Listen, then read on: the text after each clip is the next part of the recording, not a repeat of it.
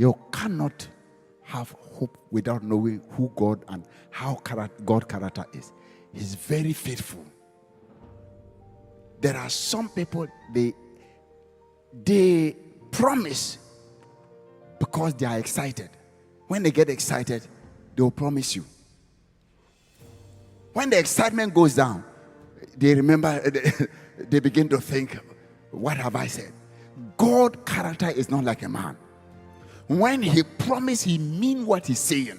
He's not going to turn and say, look, I was just excited. That is why I promised you. So he's a faithful God. When he says something, he stands by what he said. He's not moved by emotions, but he's moved by his word. So when God promised, know the character of God, that God is faithful. Know that he's powerful. Know that when he says something, he wouldn't go back and say, I have regretted for saying that. So he knew the character of God, that this God is a faithful God. I can rely on him. I can lean on him. He will never fail me. He doesn't know how to fail. So he held on and told Sarah. Sarah struggled a little, but she believed. And the outcome of that faith brought his son. Even though at a point Sarah was afraid, I believe that maybe because Sarah didn't hear God well. So she said, let God have said it. Maybe it's not me. Maybe he spoke to Abraham. Let me go and let me give you my maid. You can be so desperate that you think every answer is everything can answer your situation. Desperation can make you take the wrong decision.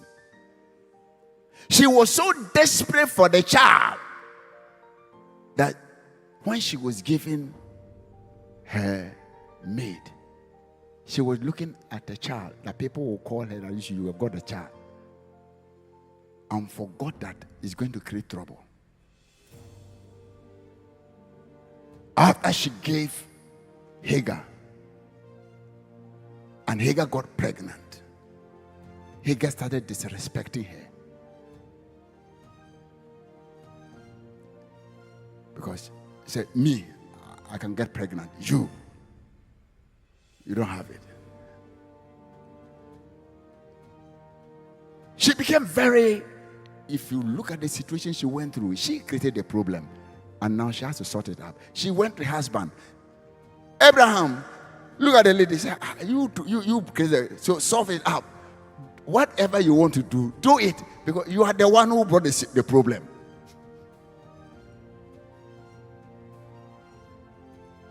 She dealt harshly with her.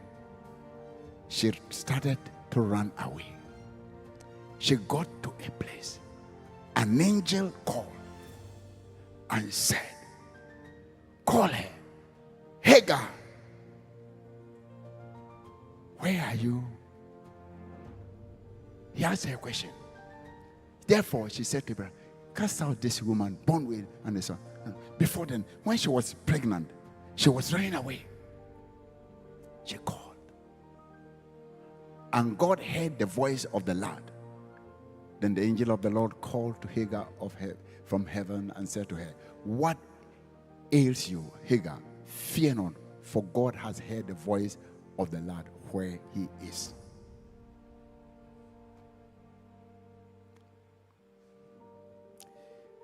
What he said before I end. The lady, when she got pregnant, before she gave birth, she was running away. The angel said, where are you going? And she didn't answer the question. He said, where are you going? He said, I'm running away from. Sometimes we know situation can make us take decision. We know what we are running away from, but we don't know where we are going. Sometimes you want to leave your job because your boss is terrible, but you don't know the next job you're going to do. Out of pride, you say, look, the way my boss is talking to me, I am going. Hey, Do you have another job? You know you have children. You have a wife. That is taking care. Bury your pride.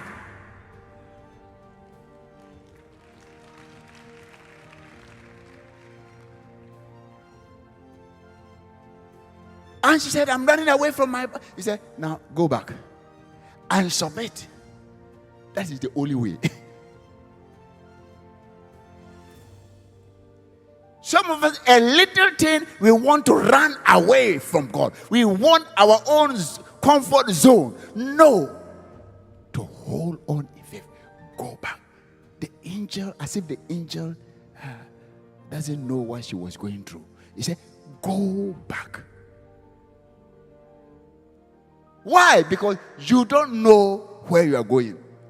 You only know where you are coming from.